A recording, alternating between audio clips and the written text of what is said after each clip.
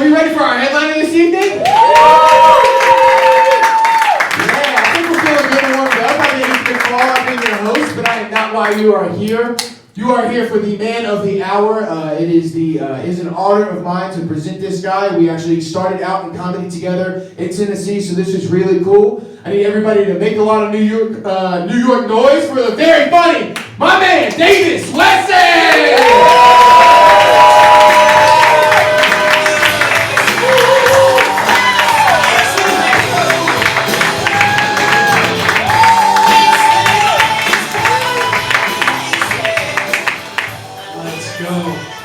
Yo, give it up for Ethan, everybody. Woo! Yeah.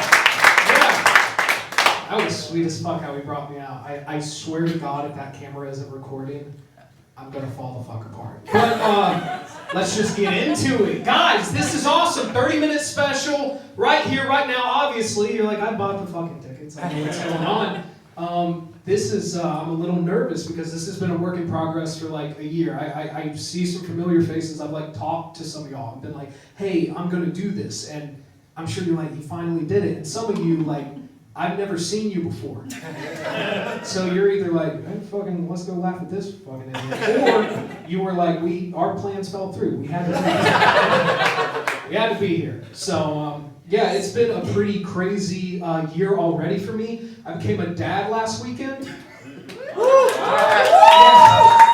Yeah, my girl and I got a little baby wiener dog. Yeah. And I already know I'm not fit to be a father from the interaction. The first moment I looked at him, like, I fell in love. And the previous owner was like, here, would you like to hold him? And I looked at him dead in the eyes. And I said, I'll never not support your dreams. And the owner went, can you hand him back now? You crazy person. My girl was like, that's not a human. And I was like, I'm working through a lot of stuff. You know what I mean? But I'm getting older. I'm going to be 29 this year. So you could have clapped, but that's okay. That's okay. So you're all like, I thought you were fucking 35 years old. I don't feel 29. I feel worse than 29. My knees are in excruciating pain right now. I was gonna wear running shoes, and my girl was like, you're filming this, dress up. And I was like, but I could wear the running shoes and they'd be like, maybe he's gonna go run a mile after this. And she was like, I don't think anyone's gonna do that. And I was like, I'll wear the Nikes. I'm gonna be 29. I'm starting to kind of like grow more intellectually. I'm changing my mind about certain things. I'm revisiting certain moments in my life, you know, coming to different conclusions, getting stuck on certain things. Like, I don't know if this has ever happened to you. Growing up, why did your parents talk to you like they weren't the ones that were ruining your life? You know what I mean? My mom would be like, I understand it's a rough patch right now. I was like, really? What tipped it off there, detective? The weekend custody handoff at the Chili's parking lot? Because I would hear those phone calls. My mom would be like, I gotta meet you somewhere public so I don't beat the shit out of you. My dad would be like, I feel like you could beat the shit out of me, so let's meet at the Chili's. And I would like get out of the car with like a sleeping bag and a backpack. And I would just be like, I know he's serving the triple dippers, but he's watching me. You know what I mean? Okay, a couple laughs, couple divorced kids out there. Children of divorce. Statistically, you'll be divorced as well. You know what I mean? I just said I was a child of divorce, okay? If I go down, we're all going down. Yeah, man, changing my mind about certain things. Like, I kind of am thinking maybe the bullies were right. Because when you're young, you're like, you're just jealous, you know? But I've walked past mirrors. You know? My head's been this size for quite a while. You know what I mean? I'm like, fucking, this has to be a medical condition. My mom's like, you used to have a big brain. I was like, so you're not denying that my head's this fucking big, okay? No, I'm also changing my mind about the big ticket items like religion, you know? I grew up in Tennessee, as Ethan said. And I didn't grow up in a religious family, but Tennessee's, you know, pretty religious in pockets. So I would like go to a sleepover in elementary school, and I'd wake up, I'd be like, what are we doing? They'd be like, we gotta go to church. And I was like, fucking tell me before I get over there, you know? I would have opted out. And I think it's sacrilegious because we would go to like Sunday school, like vacation Bible school and stuff like that, and they would have kids draw pictures of Jesus. And I think that's sacrilegious, you know? Because they never turned out good. Like if he was there, he'd be infuriated. He'd be like, oh, Timothy, that's awesome. I died for your sins. And what is that? I'm a purple stick figure with a popsicle by your dumb fucking family in a Chili's parking lot. I love this. You stupid idiot. I should have gotten off the cross. No, I don't want to paint Jesus out to be a bad guy. He just has some COVID fatigue. You know? Remember that dog shit mashup of words? They just turned on the news one time, they were like, a lot of Americans are facing COVID fatigue. I'm like, that's the mashup you're giving us? I knew pizza rolls in my life. Jailbreak, like when someone was like, I jailbroke your iPhone. I was like, this is the coolest thing. And then you're giving me COVID fatigue? Why was there never cancer fatigue? You know, or life fatigue, or I'm dead fatigue, you know? I was fatigued long before COVID, okay? I went home for the pandemic. I went back to Tennessee, so mine was kind of like, lived with my parents, so mine was kind of like sneaking off to rub one out fatigue. Yeah, man, my parents were running the tight ship. I hadn't lived with them in so long, I would just like smoke a bong, I'd be like, I'm throwing a Bon of air, I'm gonna take my pants off and just see where the day goes, you know? And my mom was like, lunch in 5 minutes! I was like, do we own a fucking boat? Why are we having lunch? It's a Wednesday. Yeah, I know COVID was bad though, because no other time in my life have I like started to masturbate but done other things. Like I'd get butt naked and I'd be like, alright, fucking, there we go. And then I'd be like, I probably need to check CNN or did my Amazon shit, and I was just butt naked watching YouTube. You know what I mean? Like fucking, you can make a pasta, and I'm like, well, no, I can't. But like it was, I would do that for so long, my friends would just FaceTime me, and I would just answer. And my friend's like, what are you doing? I was like, I was jerking off, what's up? He's like, dude, I just finished jerking off. And I was like, you got clothes on? He was like, no, dog, what about you? I was like, no. He was like, let's show each other our penises. I was like, I'm not doing that. He was like, dude, it's COVID, bro. At first it was like playful. I was like, what's up? What's up, dude? So we did that for a few months. And then one time we were doing the stuff, and he was like, I can't keep doing this. And I was like, yeah, I didn't even want to. But he was like, no, man, I got to get back to New York. Like, I can't keep doing this. Like, do you want to go back? I was like, fuck yeah, I want to go back. And we were watching the news, and Cuomo was like, we flattened the curve. I don't know why I almost did a Trump impression, but he was like, we flattened the curve. So I was like, we're going back. Like, I spent $7,000, went back to New York in July of 2020, and then 2 weeks later, Cuomo was like, actually, I lied. They died in the nursing home, and I touched the tits because I'm Italian. And then I collected unemployment for 58 months after that. So, yeah. No, my boy and I lived together in Washington Heights, New York.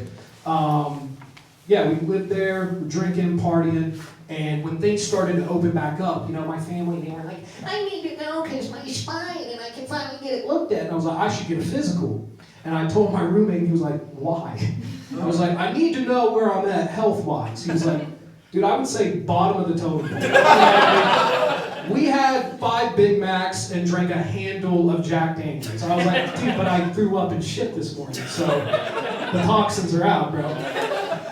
So I went and did the blood work, came back. I was like, Doc, how's it looking? And he was like, you're obese. I was like, the fuck did you say to me? And he was like, well, actually, with your BMI, you're morbidly obese. If you want to roll over and see your chart. And I was like, all right, let's see what you're trying to do there.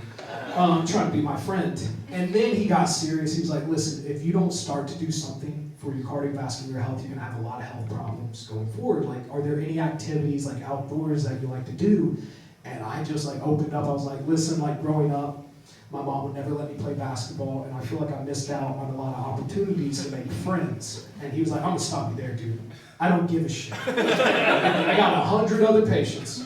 Just go make it happen. So I bought a basketball on Amazon for $990, and I went down to my local court, and it was an NBA All-Star game. You know what I mean? Just like 8-packs and windmill dunks. They had kids with like the commentator headset. They were like, "There goes Peterson with a windmill," and I just walked on, moved to like the empty goal, and I was like, I'm gonna miss 15 and pack this shit in. And I was like stretching. I was like, that is the worst pain ever. And I got 2. Well, I shot 50, but I got 2. And I was like, I'm gonna go home. And some guy came up to me. He was like, hey man, we're short a guy. Can you sub in on our game? And I've never played a game of basketball. So I said, yeah man, check up. Let's go, bro. Let's run it. And, it was the worst game ever in the history of the sport, and I know that because like people were stopping with their kids. They were like, "Honey, look, it's Make-A-Wish in our neighborhood." And after the first game, I was like, "I'm just gonna get my stuff." He was like, "We have 2 more." I was like, "What?" You saw it, right? You like saw what just happened. So nobody guarded me, and in the third game, I made a layup. And the other team's like, let's fucking go! So I just lost my mind. I was like, let's fucking go, dude. Let's fucking go. And then I just left. You know what? I was like, yeah, okay, dude. Lightning doesn't strike twice. I'm getting the fuck out of here. And a couple weeks later, I went to the doctor, and I was like kind of excited. I was like, hey, I've been exercising. And he looked up, he was like, I heard about that fucking layup, bro. Your money, baby! And I was like, all right. And that's why the musical In the Heights was written about me. About a young white man finding his passion to play basketball. And I'm forever intertwined with that community. No, I fucking hated it, man. The Heights sucked ass. I'll never go back. It was awful, and I hated it. And I'll tell you why, if you're wondering. I would get off the 191st subway station every day. And I would get verbally assaulted every day. Like, it was like clockwork. I was like, can I just live down here? And I would go up and they'd be like, hey, Rick Moranis, did you shrink the kids? I was like, all right, maybe get a Blu-ray player, because that's a little dated. But they would get creative. One time they were like, hey, Jared, you going to Subway? You going to Subway? Hey, why doesn't Subways have kids' meals? And I like freaked out. I was like, you know why we don't have kids' meals? You know what I did? You know? You guys are laughing at children getting abused. It's pretty crazy. That's the only way I can like justify giving the joke. But yeah, I actually, when I moved up to New York, that's all my mom talked about was like the subways. Like I prepared myself to be like, hey mom, I want to move to New York to pursue comedy, like as my career. And she went, you know that people up there pull their penis out of the subway and masturbate for confidence. And I was like, did I just have a fucking stroke? What are you talking about? Yeah, I know that. We had a big going away dinner. People were giving speeches. They were like, you're going to do great. My mom was like, yeah, if people don't jerk off on the subway. I was like, okay. Do you think it's going to be me? Do you like want to see like what's going on? You know? And I moved here, and I used to work like right by Penn Station, and I got on the 1 train one time. People were running off, they were like, what the fuck? And I got on there, and there was a guy jerking off. So I freaked out, so I just pulled out my phone and started recording him. And people were like, what are you doing? And I was like, it's for my mom, you sick son of a bitch! How dare you? Yeah, so I moved out of the Heights, and I live with my girl now. Yeah, I live with her. She's, man, she's amazing, dude. She's loved my life. She's perfect. She's just, but there is one thing. One little thing. When we moved, you know, I figured out that she was a feminist until moving day. You know what I mean? Suddenly I stepped into a time machine back to the 50s. She was like, well, I can't pick that off. I just look at little old flower. You got it. You're a big, strong man. And I was like, no, I'm not. No, I'm not. You know what I mean?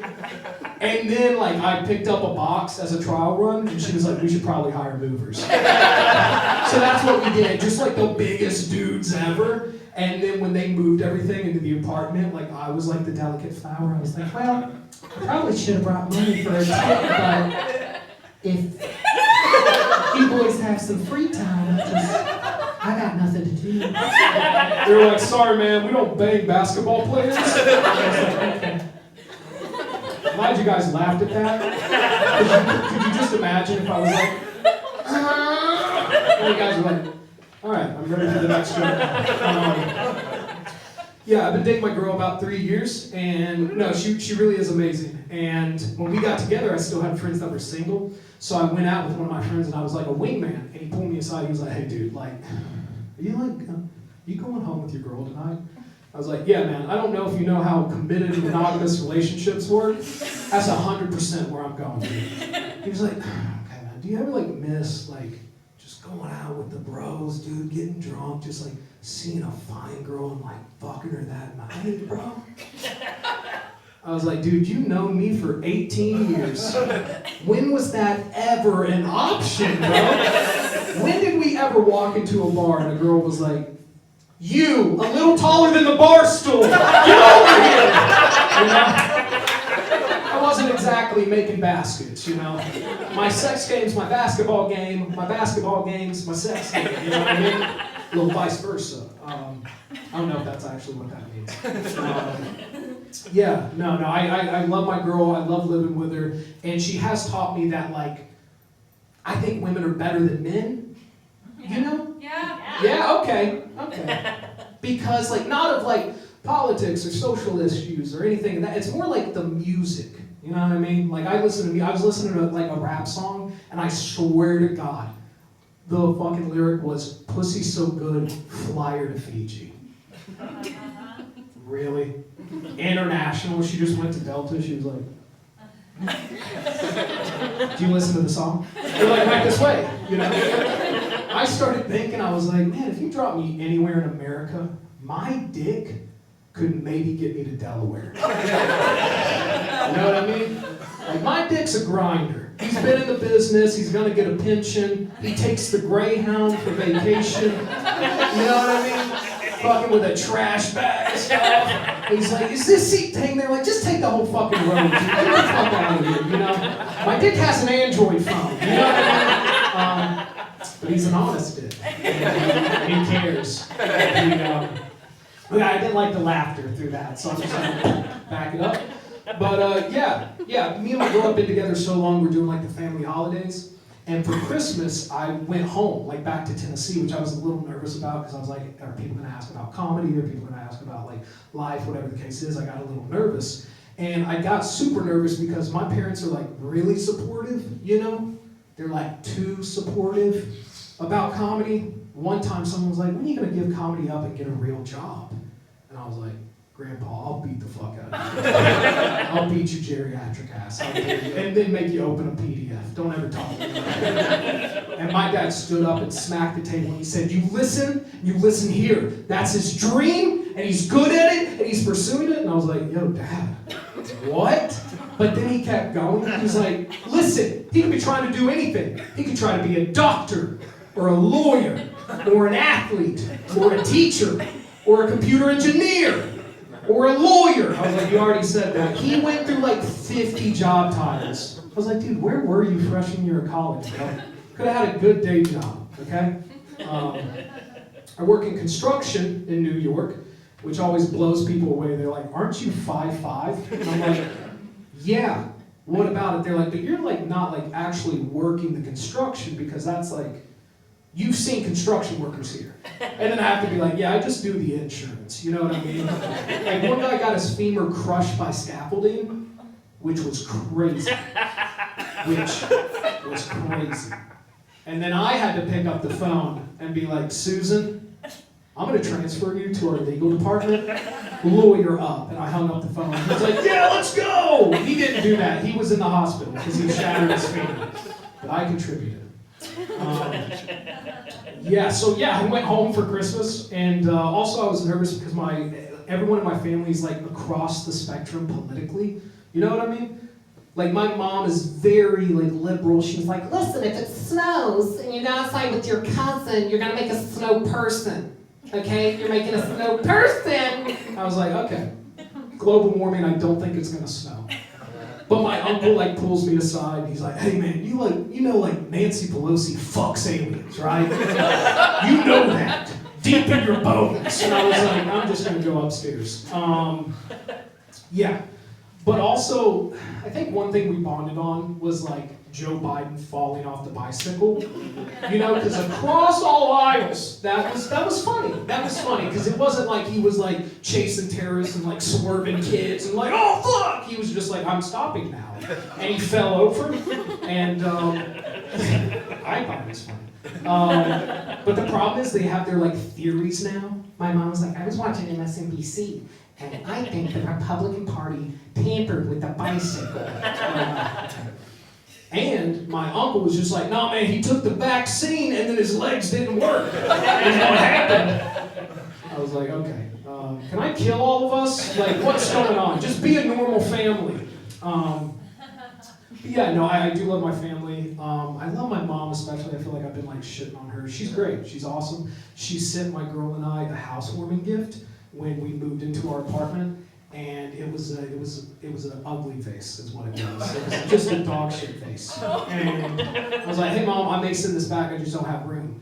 And she was like, just put it on your kitchen table. And I was like, I don't have a kitchen table. You know what I mean? Then I realized that's the magic of this city. It's the only place where you can be like, I don't have a table. People are like, oh, okay. Neither do I, bro. I don't have a bedroom. You know what I mean? I sleep in a closet. Yeah, because if I lived in Oklahoma and you were like, I got something for you. Oh, you can put it on your table. And I was like, I don't have a table. You'd be like, we're going to get you some help. Things are going to be okay for you. Okay. I feel like I kind of lost you guys on political stuff, so I kind of, brighten up the mood. We got a real drug problem going on here in America. I don't know if you guys have noticed. It's everywhere.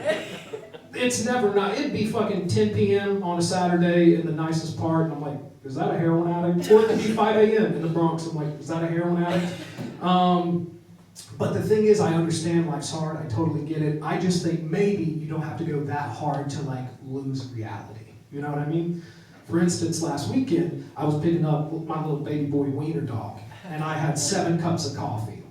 And at 6 p.m., the 7th cup of coffee hit, and I just lost my fucking mind. You know what I mean? I like got out of the car in the parking lot. I was like, babe, I feel weird! You know, like I was just like fucking moving around. I was like, that's 60 cents a cup. You know what I mean? Like, you don't have to go that crazy. That went about as well as I wanted it to. You know what I mean? 'Cause if it went too well, I'd be like, oh, it really is a problem. I know like opioids and everything are a problem, but I didn't know until I moved to New York. Because back home in Tennessee, you actually never see drug use. You never do. You always see what leads to the drug use, which is money. It's always transactional. So you get a lot of people wanting to get money for drugs. And in that, you get some very weird business pitches. Like extremely weird. I was at a gas station one time and a guy came up and he was like, hey man, sorry to bother you, young man. I was like, what's going on? He was like, me and my brother are wholesale rubber band salesmen. And we were trying to get to the other side of town, but our mobile broke down.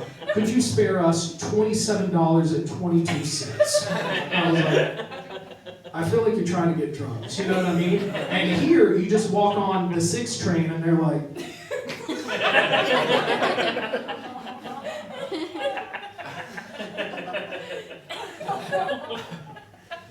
I just wish at one time they would go, this could be me if you'll give me some money. You know what I mean? Here you go. Yeah. My physical fitness is so low, that made me dizzy. So, I was like, they don't laugh. Okay, now you're laughing too hard, you know?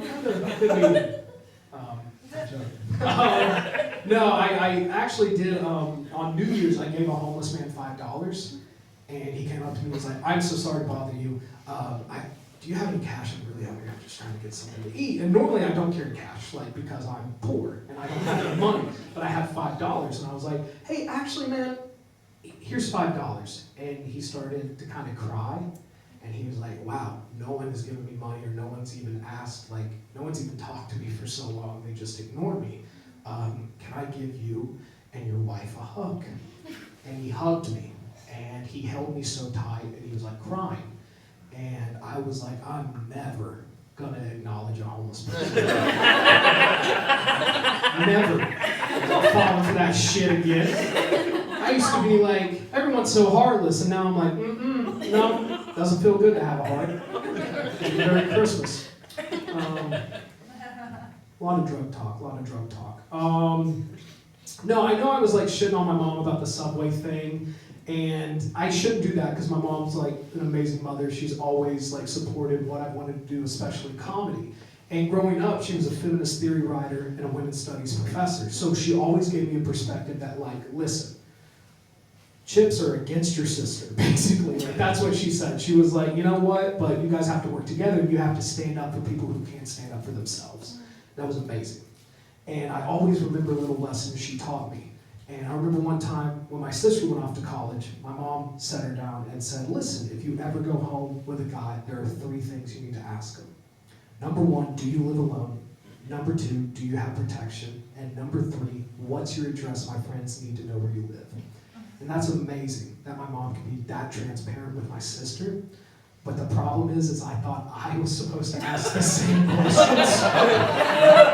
So when I got to school and I was just like at a dorm, just fucking hanging out, I was like, do you want to get out of here? And I was like, yeah. Do you live alone? Do you have protection? What's your address? My friends need to know where you live. And a lot of them were like, get the fuck away from me.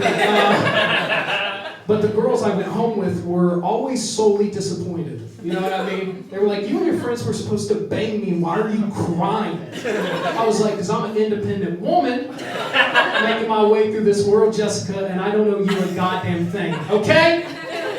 All right, guys, that's it. Thank you so much.